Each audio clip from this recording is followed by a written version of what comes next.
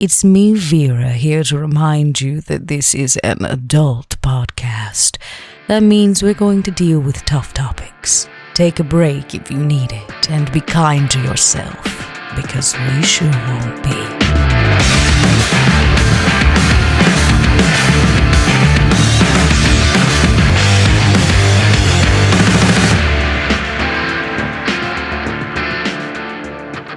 Hello, everybody, and welcome back to Cracked Crown Season 2, a Vampire the Masquerade 5th Edition podcast. As always, I am your, I was going to say I'm your host, but that's a different podcast. That's a different intro. I am your storyteller, Mike Martin, joined today by three of my wonderful players, Bub, Dot, and Josh. Hello. Hi. Hey, you're going to tell us about UFOs? Please. Don't. The episode won't happen if you get me going down that road. I'll break out the tinfoil hat, man. I'm here for it. Yeah, me too. No. Just go watch the Last Week Tonight episode on UAPs they did last week. They did a great fucking job. We got to talk about Vampire, please. Focus. It's been a very busy couple of weeks in the UAP world. Welcome back to Vampire, everybody. Last week was a wonderful little one shot with Max. Which did any of you guys go listen to that or no? I did. So you know what happened last week. Above table. Vera obviously has no idea. No, yeah. So, but at least you have an idea of what happened last week. So it'll be interesting to see how Vera reacts to that when the time comes for Max to rejoin us.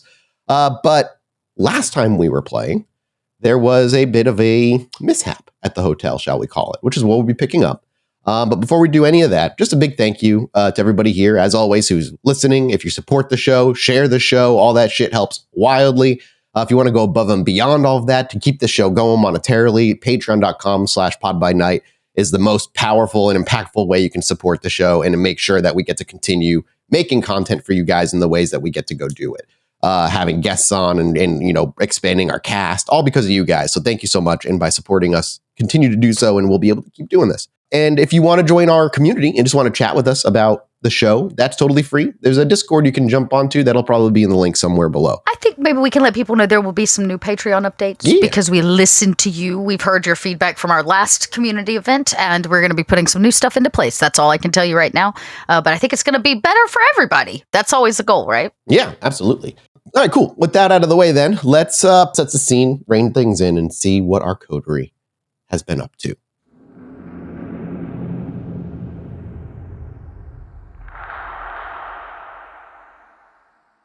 And it's the first thing we hear as our presence is shifted from a modern Blackstone hotel where Vera, Shaun, and Robert once stood in a room rather empty, now moves into a time or a place seemingly unfamiliar. And we're snapped into this existence with Robert's voice saying, "Dare say, where are we?" And as maybe Vera and Shaun look around, you don't recognize it. It doesn't look familiar remotely. The air hangs heavy, and as you take a sniff, that sawdust clinging in the air with a sharp tang of wet plaster. And instead of that opulent carpeting that you once saw, rough wooden planks are covering the floor, littered with tools, debris. Massive steel beams begin to rise out of the long hallways where walls are wholly unfinished being constructed. As you begin to take things in, you realize that if this is still the Blackstone, it's nowhere near when you just were. Wits awareness, both of you. And I would even take a intelligence academics check as well afterward. Oh yeah, I love doing those. Would you say this role has to do with age? Because Vera is... just in terms of trying to place what time you're in, if you were to recognize what's happening around you. Yes, I mean, she was born in the 20s. She was in the U.S. by the 40s, so... It was before you were born, actually. Oh, interesting. So, okay. Because you were born in 1920s, you said, yeah? Yes, and not even technically stateside, so... just a 1. Just a 1? Shaun, you're Shaun will be the only one. You're welcome to make me an intelligence academics check, please. Oh, God. You sure? Yeah, Shaun's strength. 2. Hey, with 2? You can, as you listen to some of the people shouting outside, and you realize it's clearly nighttime out. There's no sun and whatnot. You can hear this loud construction happening this late.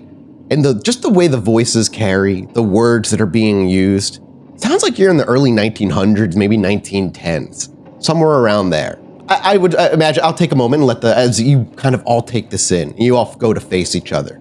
The moment you turn around, you realize there's only you and Shaun, Vera. Yeah, I turn and I go, Robert, when are we?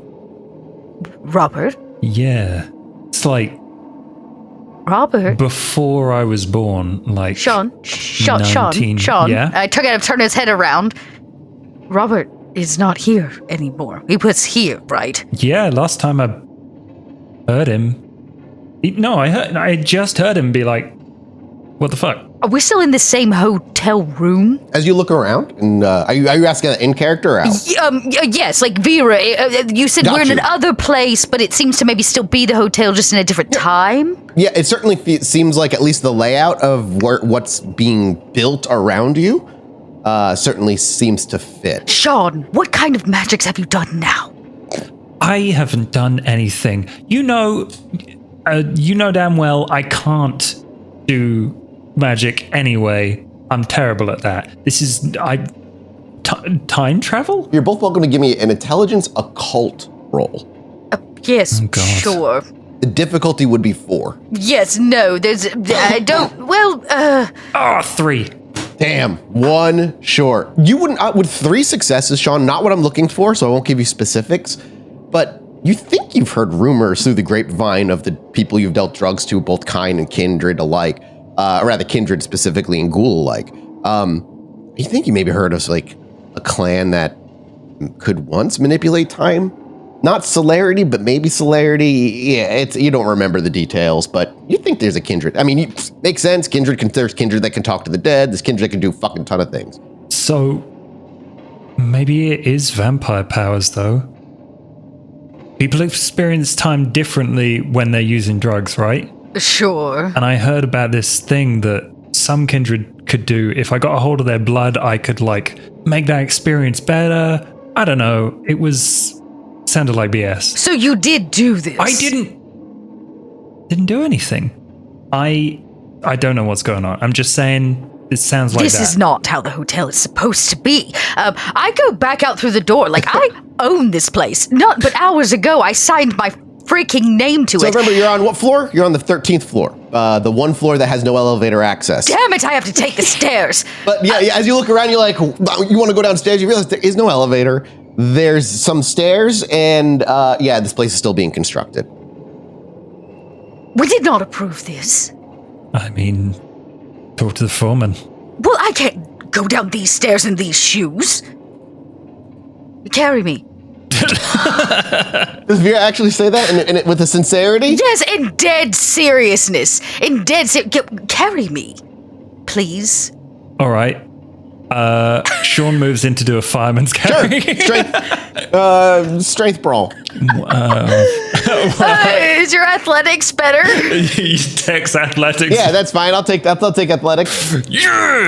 Oh God, Shaun's like 5'10", maybe. Hey, My nails would drag the ground over your shoulder. Beat 5 successes though. Go on. Do you like manipulate your body in any way? No, he's still a little bit beefier than he used to be. So Vera says that in a serious tone, and he walks over to you and like throws you over his shoulder fireman's carry, which may surprise you, just remind you that, oh yeah, he's a full-blooded kindred now. He's not that thin blood bullshit anymore. He's got the strength. Shaun, this isn't what I meant. I meant, Shaun, and I kind of just complained the whole way down as I'm over. There's nothing to do now that I'm over his shoulder, right? Yeah. So as you make your way, you make your way to the stairwell and you begin to walk your way down those 13 floors.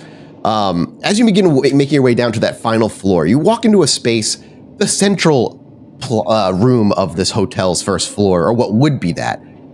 This place is teeming with activity. Workmen swarm the building site. Their voices are cacophony of shouts, whispers, hammering, screeching of saws. You can see two people carrying large planks up some stairs past you as you make your way down to that final floor.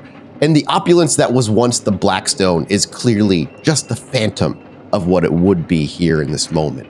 No gleaming chandeliers or polished marble columns. Instead, there's the raw power of just construction. And the air thrums with an energy unlike anything you've felt in a modern hotel like this. A potent mixture of determination, ambition, sheer audacity, and then something else. Something that lingers in the back of your mind like a scratch. Something doesn't feel right. But you can't put more words to it than that. Regardless, as you make your way down those final steps, seeing the construction both invigorating, maybe even overwhelming, the place of comfort and luxury this hotel was at this very moment is actually the moment of its birth, so to speak. Put me down. Put me down. Yeah, okay. And people ignore you utterly. Excuse me. I try to talk. Excuse me, sir. Do you know who's the manager of the hotel? You wave and they just walk by you, ignoring you utterly. Is there something wrong with me? No, but I know that dude's about to die. Do you reach out and like try to grab somebody else? No, I don't. Ooh, no, don't touch them. Disgusting. No, I don't know why I fucking asked if Vera tried to touch anybody. Excuse me. Hello? I'm looking for someone in charge. Maybe they'll be more inclined to talk to you, Shaun. Give it a go. I stand in front of one and go, "Oi, mate." Do you give him, do you do it right as how much leeway of a time would you give him? Because Shaun could go either way for me. He could step in their path a few seconds at a time, or it could be the moment beforehand, so he had no choice but to bump into you. He's got no choice. Gotcha. Okay, so you, within a moment, maybe a second beforehand, you step in front of this guy, and there's Vera watching, expecting, is he going to walk through him, or does he make his way around him? But instead, the gentleman who's at this point literally just looking down at a burlap a belt around himself, that looking at some nails, not paying attention. And as soon as Shaun steps in front of him, collides with Shaun instantly, knocking him back, but not moving Shaun back remotely. I catch him before he hits the ground. He's whoa. Sure, go ahead and make me a Dex Athletics. Ooh. As you do so, you get a good look at these people, Vera. You see a catch sight of men whose movements exude like a quiet precision with their hammering of the nails, the measuring and the cutting. Their hands, though, equally calloused, guide their tools with almost an artistic touch that Vera explicitly can appreciate in a way that Shaun could never. Sure, they're sweating and hammering away and building and yelling at each other. But when you take a moment to watch that quiet precision, as I described it, the way that they use their tools, it's almost like dance. Not quite, but you recognize experts at a craft that requires years of dedication. There, you see stonemasons. You see with their chisels chipping away at bricks. You see woodworkers who saws are transforming lumber into the building's arches and the cornices of the building itself. You see their clothes are kind of similar to what you would expect in 1910s labor, the overalls, the white t-shirt or no t-shirt underneath. Zero safety equipment anywhere you look.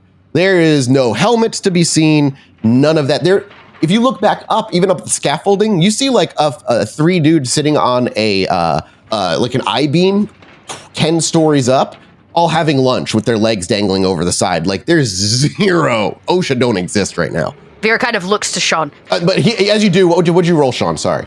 I got 3, so I kind of... Yep, so you look over, you're like, Shaun, and you see him actually helping the guy up, and he's like, the fuck, oh God, get out of the way, kid. You're going to be in a dangerous place. Move. And he just pushes you out of the way. Sorry, mate.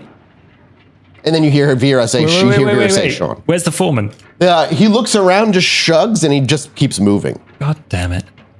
Sorry, Vera. Oh yeah, Vera, you actually hear Vera say, Shaun? Shaun? Mm-hmm. This is pre-war. We haven't had the First World War. This is early 1900s. Why are we here? I don't know. Someone cast a spell on the hotel and we're seeing ghosts. Is that really the best thing you can come up with? This is all just a fever dream. Minutes ago, I signed papers on the luxury hotel of my dreams, and now I'm standing in what? Some flashback, ghostly other world? Why? Why does this keep happening to us, Shaun? Can't we just have nice things? We do have a nice thing. They're making the nice thing right now. But I wasn't supposed to be here to see that. Technically, I'm not even born yet. Well, I'm barely a twinkle. if this is magic and we're just trapped somewhere, what, do you think someone's trying to mess with you? Nobody seems to be messing with us in this situation, right, Mathis? No, completely ignoring you. Completely, like they're very busy, very very busy. And maybe even at the moment, Vera even looks around. She's thinking that to herself. Why are they? This is night. There's very little safety. Why are these people working in the middle of the night? And not only that, but they look like they're working double time. Shaun, what's wrong with this picture? How'd they get permits for nighttime construction? That is an astute observation, though supports my theory. Look at this man. He has sausage fingers. He clearly eats a sub sandwich once a day. Why has he made a single mistake yet? Watch him work. There's a level of perfection to it. Too perfect. And you watch. Shaun, go ahead and make me, you don't have to, Vera, but Shaun has to make me a wits awareness. I don't see nothing. I mean, yeah, you watch, you're like, yep. Yeah, they're doing construction. Just trust me on it, Shaun. Every one of them. Him over there. There's no way he could actually bend over at that angle naturally. Look at his stomach. And this man over here, far too tall to be that graceful. Well, at least they're not getting angry at you. Oh my god, they're under the influence, Shaun. And I don't mean of alcohol. Right. Oh my god. That means that there is a kindred here somewhere, and if it is ghostly night outside, I should be able to walk into it, yes? Mm-hmm. Give it a go. Okay, wonderful. Is there an actual elevator? Because we only went down one floor. With I thought you walked like 13 floors. Oh, down. he carried me down 13 floors? I thought you just made him carry. Even better. That's even better. And Vera says, fine. It has to be around here somewhere. And I just kind of start looking. Do I see somebody that looks like they're in charge? Wits awareness. Oh, Vera's getting very frustrated, Shaun. You don't ever think you've seen Vera this frustrated. She's hungry. Very hungry. What is your hunger at? 4. Ooh, shit. Okay. Yeah, so you're not noticing, but Shaun, you're all looking around, and eventually you hear, just overhear a conversation of a couple guys chomping down on what looks like a ham sandwich. And they're talking about some dude named Alex. As they talk, they're like, yeah, he's got me working. Well, whatever, man. He promised me that he's going to pay me tripled what I usually get paid, and that'll get me and the broad back home. A nice little getaway that we've been looking forward to. Heading out to New York City. I hear New York's gorgeous, really cool. Maybe we move out there, start fresh out there. And they start talking, and it's very clear that as he begins to speak about it, that this Alex individual is, if not the foreman, somebody who's an overseer of some sort. You know an Alex? Do I look like I know an Alex? Okay, well, to answer your question, no, I don't know an Alex. Is he in charge? Seems like it. They're talking about Alex getting them to work extra shifts or whatever. Okay, you know what? Let's just cut to the chase here, Shaun. How the fuck do we get out of here? We got in. Doorways go both directions. We have to be able to get out. Well, we did a thing with the mirror, right? Let's find another mirror. I didn't know, but not necessarily. I didn't do anything I've never done before. Don't look at me like that. I don't know what you've been up to. As if I know what you've been up to. That's what I mean. That laugh alone told me everything I need to know. Why do trust you? I can't quite figure it out, Shaun. Should we trust you? What? Yes. Well, then why laugh like a villain in a bad comic? Oh, because I was thinking sex things. Oh, God. I've got to get out of this place. And as you say that, Vera, there's somebody shouts, "Hey, you twos! You!" And maybe Shaun looks over, Vera looks over, and there's just this gentleman with a thick, ruffled mustache. He's a bit heavier set, maybe a 6'2". He's very tall. And as you go, he goes, "No, the two people behind you, fuckers. Get over here. Yeah, you." You, Alex? No, I ain't Alex. And you ain't working. The fuck you standing around for? You want me to go tell Alex you ain't working? Here. And he hands you he hands a hammer off to Shaun. And he then picks up a bucket full of nails and hands it over to Vera. I don't even grab it. I just let it drop. Again, Vera, something maybe comes to mind. You're the only woman worker here. A woman that he's treating like a worker. There are no women working around here. And two, you two are dressed like modern day still. At least, as far as you can tell. Like, you look at each other and you see modern day clothes and you just let it drop and he goes... Yeah, I just let the bucket drop. He just kind of clicks his tongue, looks over to Shaun. You going to get to work or am I going to have to report you as well? Because someone is about to lose their job. Handsome man, report me. I deserve to be reported. I'd like to report straight to Alex. With that fruity language you got going, how about you shut your fucking mouth and just follow me? Fruity? And he starts walking. I'm so hungry, Shaun. I don't know, see if Ghost tastes good. You think his mustache is any indication of the way he tastes? Depends on if he waxes it. Wait until he gets you to Alex. You follow them? I guess so. We're in trouble. We're going to the principal office. Just Vera, or does Shaun follow as well? Shaun holds his vest and bucket of nails and then comes with him. You follow them then. Vera, as you follow this individual, you begin to very quickly realize you're following a familiar path. Yeah, it's all under construction still. But as you begin to walk, you're being walked over to the stairwell that led downstairs to where that personal haven that you were first introduced to last time was. You too as well, Shaun. Obviously, you were there as well. He only walks you to the top of the stairs, then he moves his head. He goes, you know what to do. Get down there. Yes, sir.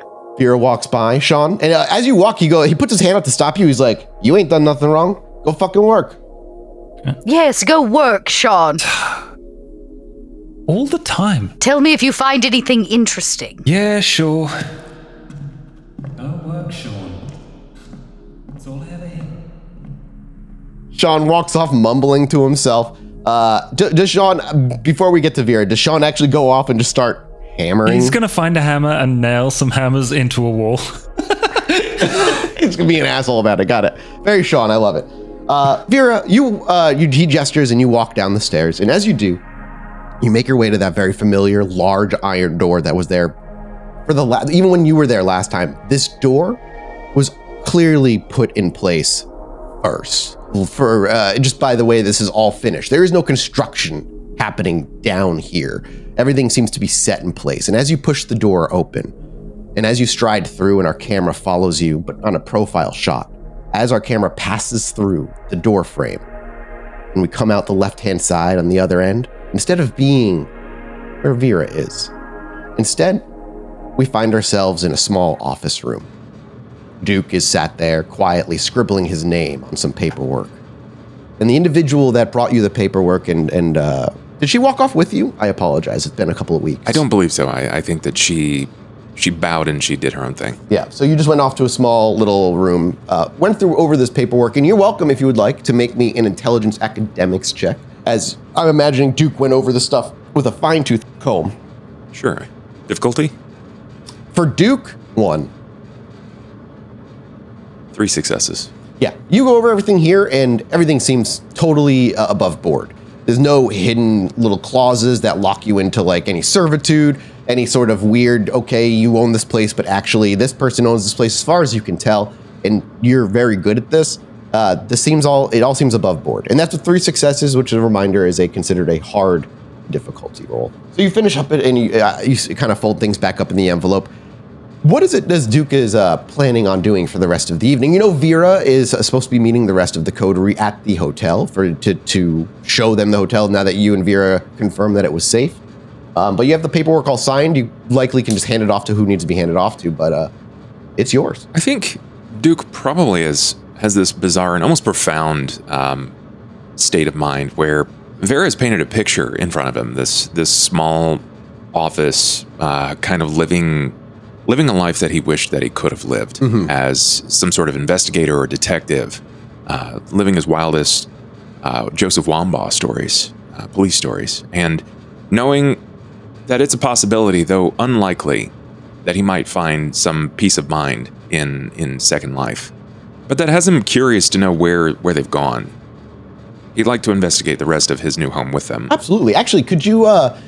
would Duke go up to the concierge or whoever and ask for somebody to give them a guided tour? Or would Duke prefer to wander on his own, and look around on his own? I think it's a lot more of him investigating alone. Okay, so then I would ask for a wits investigation check. Yeah, I can do that.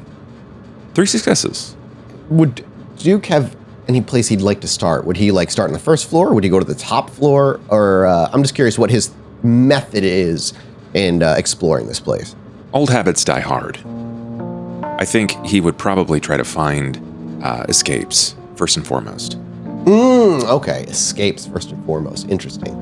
Well, then the first thing I think Duke would notice, maybe something that for the most part is relatively unnoticed by the general kind or even kindred alike.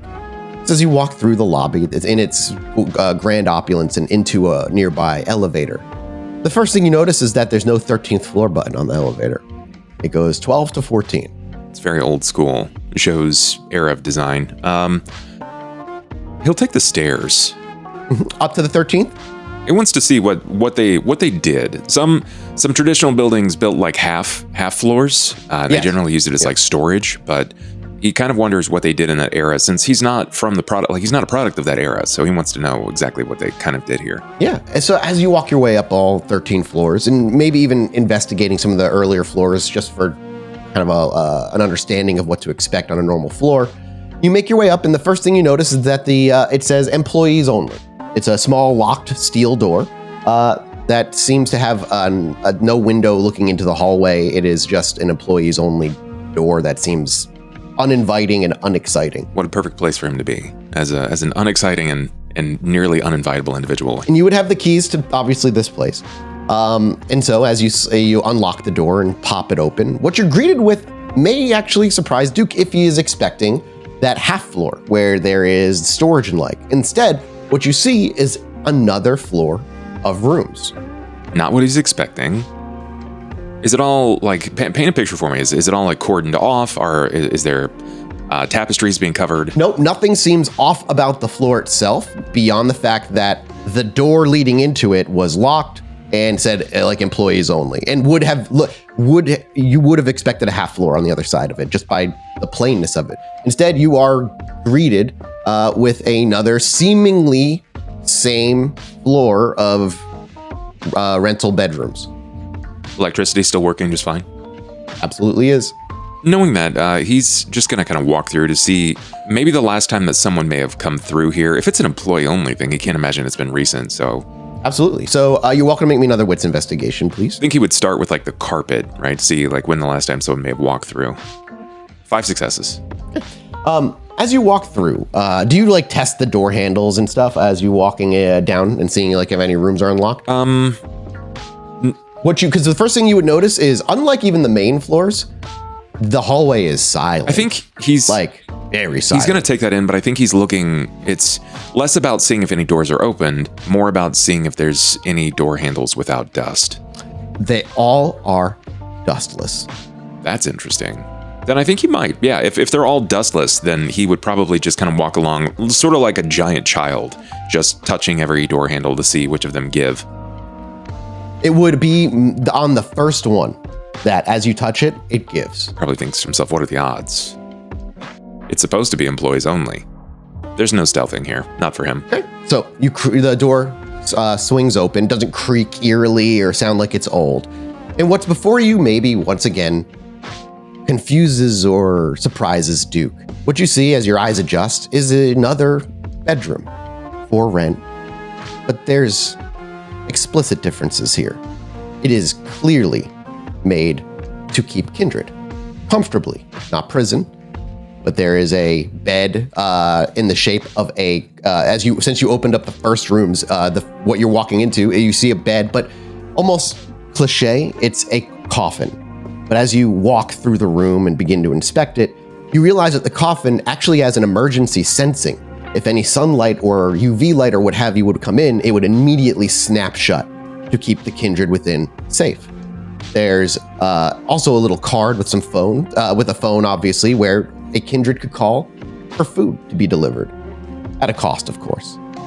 You very quickly begin to piece together that the 13th floor is a place for other kindred to be kept or rent rooms for. He had not anticipated for this. And what you walked into is considered a VIP room. As you continue, there are other rooms. They're all sunproof and the like, but not all of them have emergency buttons or emergency sensors for the coffins. Some of them just have beds and whatnot. Does this room appear to be occupied? Nope. Okay. He'll slowly traipse the halls and just leave like maybe just a two-time knock on each door just to see if there's any kind of response from anyone within the rooms. Absolutely. As you're walking out of the room, what's awareness? 4 successes. Okay. As you walk out the room, It's not surprising. Every room has a mirror. But as you walk by it, at the corner of your eye, that wasn't your reflection. As you whip your head over, you catch what seems to be the back end of Shaun walking out of the room. I will halt and take 2 steps back and reassert and focus my attention. As you back up, you even maybe see the backside of Shaun leave the door as the door shuts behind him. And it does not match, obviously, your door at all. Can I investigate the room further? Yeah, make me another wits investigation. And as you do, as maybe Duke stops and he steps back a couple steps, turning to the mirror, just stoically staring at it before mumbling to himself, interesting. You continue to look around and you notice on the top of the mirror, Duke, a recent smear of kindred blood. Or if you would imagine kindred vitae over the top of the mirror. No more than 2 inches long. It's not like a huge, like she didn't run her thumb around the whole thing. It's the very top of the frame. And the blood is dried at this point. That makes it more interesting because kindred blood, when it's away long enough, it dusts, right? That's what is like. Yeah. Now, interesting. Yeah. It's dried and cracked, but it isn't. It's not dusted and you not gone. Duke, you would know that Vera doesn't do blood sorcery. Yep. You have seen her before. But Shaun might. In her use of premonition as pain. But Shaun would do, so. Yeah, and Shaun's with them, so it's not necessarily, he doesn't know it's you necessarily that did the blood. I'm above table, though, he knows. Okay, then he kind of like runs his hands around like the external of the mirror to see if there's anything. Maybe even trying to like lift his fingers from the backside to kind of see if it will elevate from the wall. You can actually tell that the mirror is very securely fastened to it.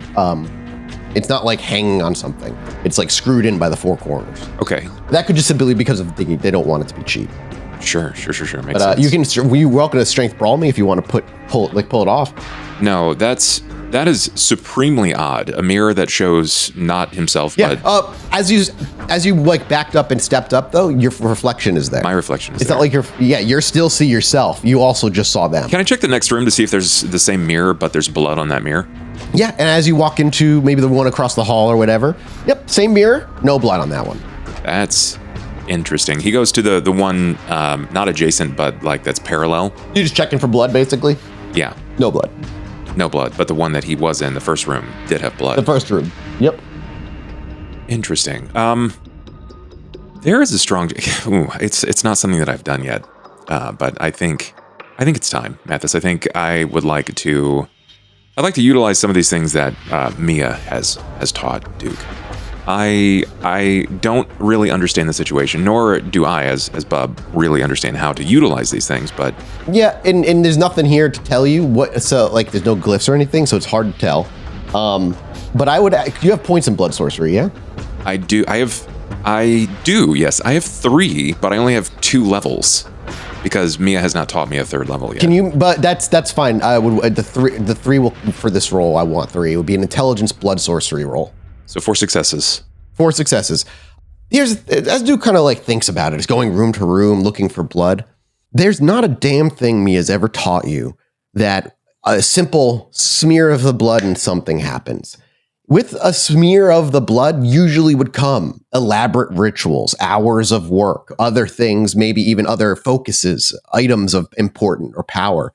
But having a simple smear of the blood at the top is not blood sorcery as the Tremere have taught you, should we say. Doesn't mean it's not blood sorcery of a different kind, but not anything you've been taught. Everything that you've been shown has been structured. Usually it's blood with glyphs, but the fact that the blood hasn't dusted does ring of blood sorcery. And that's the one thing I think that keeps Duke like maybe even leaning or hooked in the blood. You can't discount blood sorcery is because the fact that if it is kindred blood, and if you just saw Shaun and you assume it's Shaun's blood, it should have been dusted by now. Well, I'm going to put some things together here. Yeah. I just saw Shaun's reflection. Mm-hmm. The blood isn't dusted, so it's not guaranteed to be kindred blood.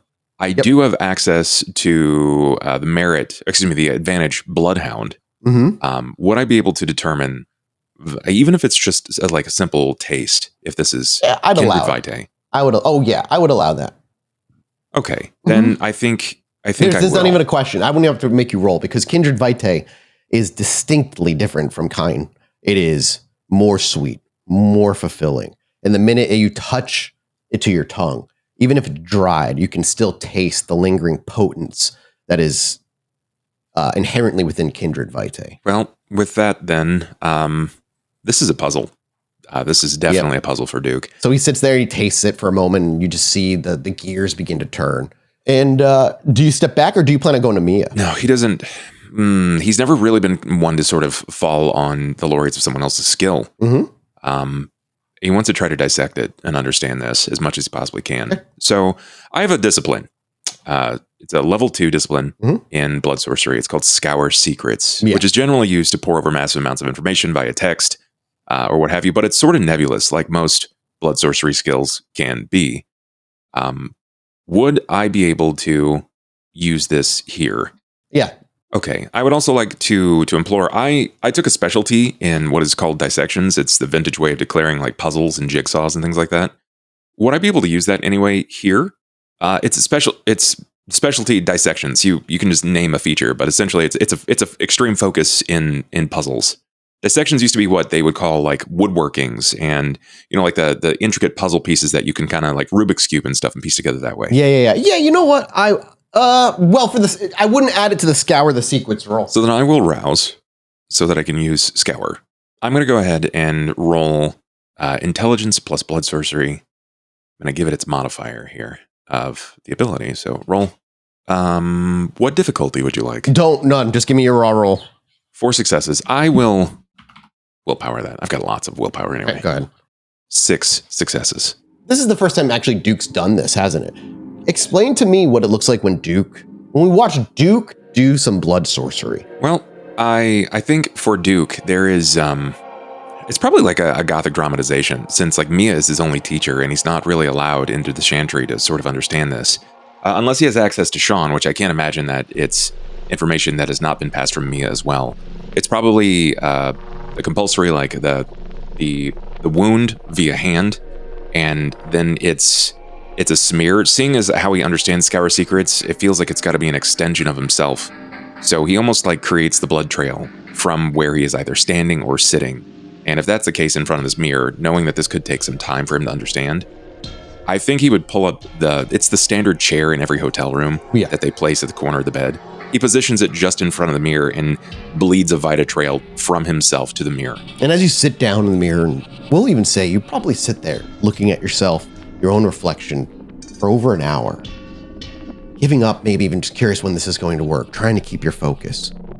Eventually, what you see isn't a weird creature or Vera or Shaun, but yourself in the mirror, not stand, but move his mouth as though he said something. But you can't hear it. You look a little closer, and you focus a bit more, and he looks like he says something else.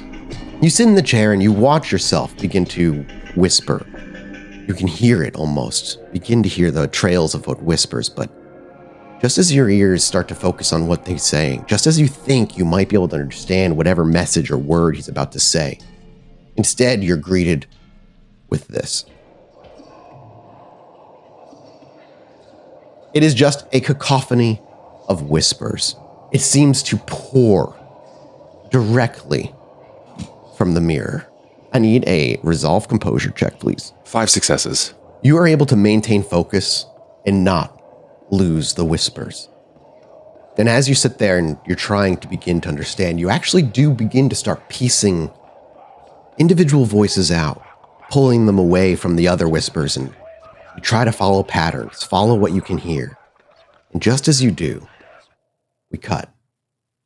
Vera, you're making your way down those stairs, through those double doors, and the large stone hallway that greeted you before greets you now.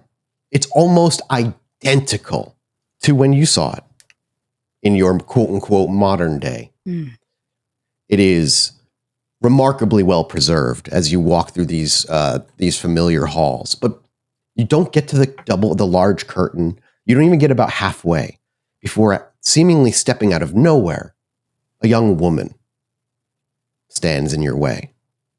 She looks you up and down. And Vera, you don't have to make any roll, as when you see a Nosferatu, it's very obvious. Her skin around her forehead is utterly missing, leaving nothing but a white skull. one of her fangs is like 2 inches longer than the other. And when she speaks, mist sprays from her mouth, her lips unable to keep closed in any way. And she just looks you up and down as she stands in your way. Good evening. Who the fuck are you? Well, who the fuck are you? Somebody who's looking at somebody who don't belong here. Who the fuck are you? Well, I'd like to say I'm looking at someone that doesn't belong here. They call me Vera. Good for you. They call me Sally. What the fuck are you doing here? And she starts to smell the air around you. Well, Sally, I recently acquired this hotel. Just not... She openly cackles. What the... Oh, no, you're lost and confused, little kid. Did you just... Is it your first night? Don't worry, I'll make it painless. And she, you see her crack her knuckles as she, steps to you. Sally, I acquired the hotel not in this state, in this time. Sure, just keep talking. Whoa, don't worry about a thing. And she is coming up to you like she's gonna, she's treating you like you're crazy, and she's clearly coming up to you like she's gonna... Great. Vera doesn't budge. She's not afraid of this woman. She doesn't want to get into a fight, but she's not... Sally, I'm actually looking to just get out of here. You can make me... feel free to make me a charisma persuasion check. Or manipulation persuasion, rather. Whatever either one. Your call. Yes, I will charisma persuasion that. Maybe I can actually get a roll on something tonight. Hey, a 5. She hesitates for a moment when you say that. But do you say anything else? Do you continue? And I don't mean through the front door. And I put my hands up ooh, I'm harmless. She just looks you up and down. I still don't know what the fuck you're talking about, but... I'm guessing you're the current owner. Guy, if only the Lord himself would bless me with such luck. No, I'm the fucking bouncer. Oh. Well, that's very funny. I, too, have a Nosferatu bouncer. You see her actually, if she looks confused when you say that. She actually will kind of continue rather forcefully. I don't know what you think you're doing here, but they ain't enough for all of us to be eaten. Strict numbers, rules. And you are outside that numbered, allocated agreement thing that you're one too many. All the more reason for me to find a way out of here. She goes, well, you can turn up those stairs, walk out that front door, or I can rip your throat out and blow you away in the wind as a beautiful dust decorative. As much as I enjoy having you call me beautiful, I was more thinking maybe you would be kind enough to escort me and mine to the 13th floor. She just tilts her head. Why the fuck do you want to go up there? It ain't even done being built. Do you have a mirror on hand? Is there anything complete in this hotel? You're trying my patience, lady. Who the fuck are you? How did you get into the city? I have my ways. Okay. You got the count of 3. 1. A mirror, if you don't mind. 2. Anything? Okay, 3. And she walks over. She's going to swing at you. I'm going to just dodge her. I'm not going to do harm. My goal is just complete defense. Feel free. So Dex Athletics? Yep. That's all right. That's a 3. 2. So yeah, you move with 1 extra success. As she takes a wild haymaker, you definitely either Vera steps back or ducks, whatever you see Vera do. Yes, I imagine it's when a ballet dancer bends over backwards. Yes. It's that way. She bends far back to get out of the way of this. Yeah, your legs and feet don't even move. You just kind of tilt back. And she actually goes, oh, okay, this is going to be fun. And all right, she goes for another swing. Do you want to do anything on your turn? I will once again take defensive measures. Okay. Are you trying to talk to her at all? Yes, the whole time I'm listen, Sally, we don't have to get into a tiff. I'm simply looking for some more obscure answers to this problem. Okay. You can either make me a full defensive roll, or you can make me another manipulation persuasion and try and stop her dead in her tracks by just talking to her. Your call. Yeah, no, you know what? I'll just keep dodging. I mean, at some point she's got to wear out, right? For 3, once again. So she once again takes another swing. This time she went with her left. This time an uppercut, and similarly, I imagine you just kind of lean over to the left a little bit, not moving your legs, and she whiffs again. And she cracks her neck and takes a couple steps back and hops up and down. She's like, "All right, I try to do it the easy way." And then as she sighs, she disappears. Sally, now I'll use it out loud. Sally, listen, please. I don't mean you any harm. Like I said, I'm trying to get out of here, but I'm going to need a little extra help. A mirror would be helpful. Mirror, Sally. Go ahead and make me a manipulation persuasion. Shaun, make me a wits awareness. As you're up there hammering a hammer into a wall. Incredibly productive. Oh, that wasn't a very good roll. Still 3. You said she was blocking the door, correct? Yeah, it's like a 10-foot wide, what was it, 15 or 10-foot wide hallway? I can't remember what I described it as last time. So she's like, in there. She's not like, she stepped in your way to make us to stop you, but you it's not like she's taking up the whole hallway or anything. Wonderful. And now that I know she's a bouncer, it means that she's protecting something. Yes. So you say, in hopes of stopping her dead, you say what you just said. I'm not going to fucking rephrase what you just said. And there's a moment where you expect to feel a collision with your chin or a stab in your gut, but there isn't. You've bought yourself a moment, but she hasn't said anything and it hasn't come visible yet. I can't use any abilities because of how hungry I am. That's right. I am going to I'm going to do a daring act. As soon as I see she disappears and the door is available right up ahead, I just am going to do what Vera does best. And I'm going to make a nice kind of running dive for this door. Like, I'm going to cut the distance. I want to get to the door. I would say make me a Dex Athletics, and I'm going to have her roll because she sees you going for it, obviously. But Shaun, you with 2 successes. Bang, bam, bam, bam, bam, bam, bam. Next hammer. Bam, bam, bam, bam. You just start hammering another hammer into the wall. I'm looking for Rob. I'm looking for mirrors and ghosts and all sorts of shit. I don't know what I'm looking for. Yeah, you're looking around. Yeah. Do you stay on the first floor? Do you move anywhere, or like where would Shaun be heading to? He's just gonna go wherever, and all over. Yeah, just wandering, basically, just having yourself a wander. I rolled a 5. Vera, as you run, you just make a calculated decision. You dart for the door, moving in unpredictable patterns, attempting to make sure you give yourself the best shot. And you can even hear a little bit of a scrape up against the brick wall to your left where she clearly swiped and missed. As you reach the door, you pull it, you swing it open. Clearly not locked at the moment. And you swing it shut behind you. And as you do, there's a loud ringing clang. And as you slowly turn around, you see a familiar, luxurious bedroom. That curtain over the bed, the painting that I would love to have you make a wits awareness for. Oh, I would be happy to. Okay, yes, I got to 2. And as you look to the painting, and your mind is brought to the figure you couldn't focus on before, you realize that figure is not in the painting at the moment. Oh. But that painting is still there. What is it of? Same exact landscape. It's the same beautiful landscape as before, but it's lacking the figure you could not focus on prior. Is there anyone else in the room? As you turn, immediately the answer is no. Can I please have a wits awareness, though? Easy failure. You don't notice anything until a moment that Shaun would call a jump scare, as he's probably tried to introduce you to Five Nights at Freddy's a couple times just to fuck with you. It was probably hilarious when he did it. Within a moment, the room utterly silent and devoid of any creature being here. 2 inches from the front of your face, you see a wildly gray-haired man with a goatee well-trimmed, but his jaw distended, possibly 3 or 4 inches longer than it should. His eyes are locked with yours. Wits insight. 3. As you look at him in the eyes, it looks as though he should be screaming with his distended jaw, but not a sound comes. And as that moment he appears is there and you're able to take him in just as quickly, you see his head tilt to the side, but you do not see any of the in-between movements. It's simply to the side, and it vibrates rapidly before it's suddenly on the right-hand side, and then back in the center, and then to the left just a little bit before his head starts to vibrate rapidly, and then suddenly he's gone again. And then you hear a voice.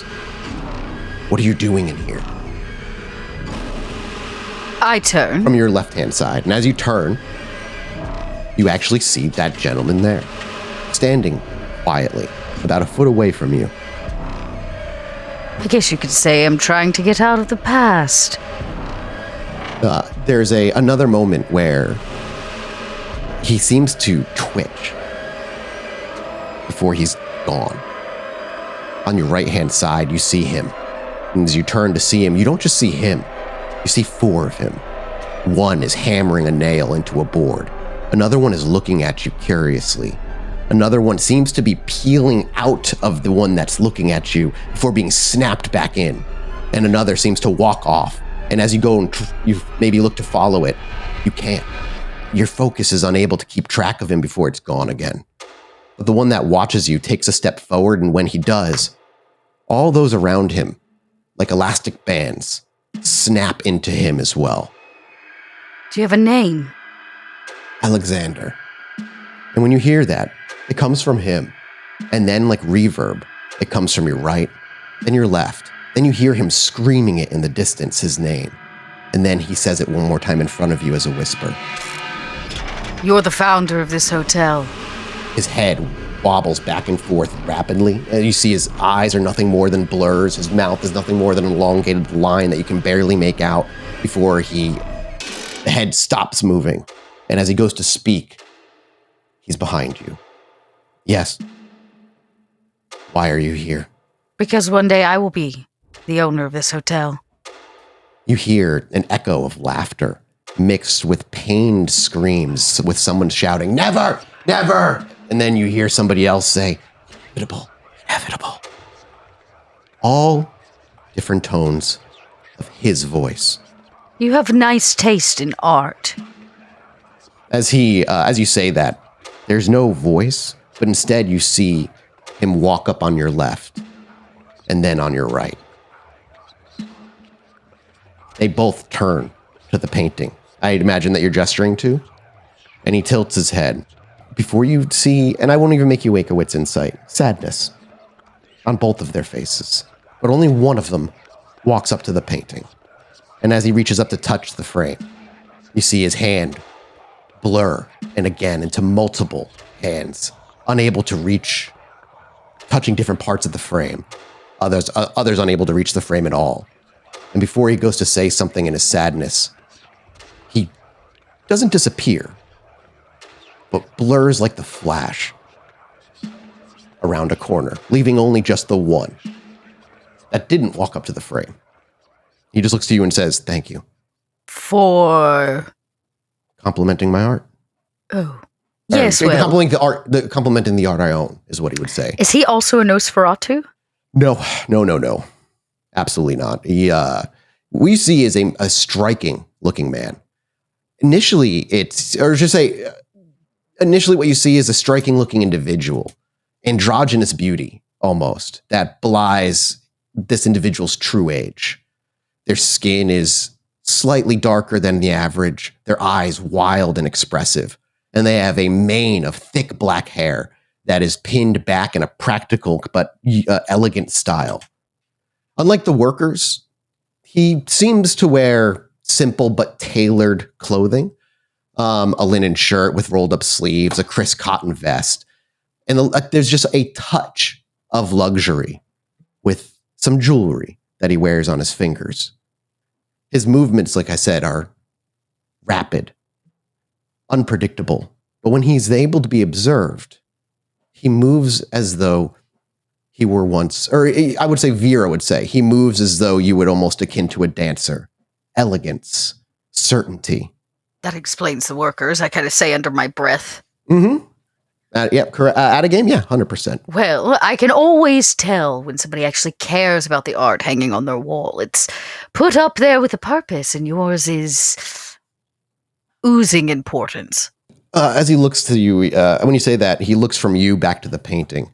And as he looks to the painting, while no other figures appear, you hear cacophony of voices again, all his own. Some thanking you, others saying, her eyes should not look upon it. Other whispers saying, "You'll never find someone like her again." Another one just wallowing in pain, echoing through the room. A mixture. And then he looks over to you from the painting.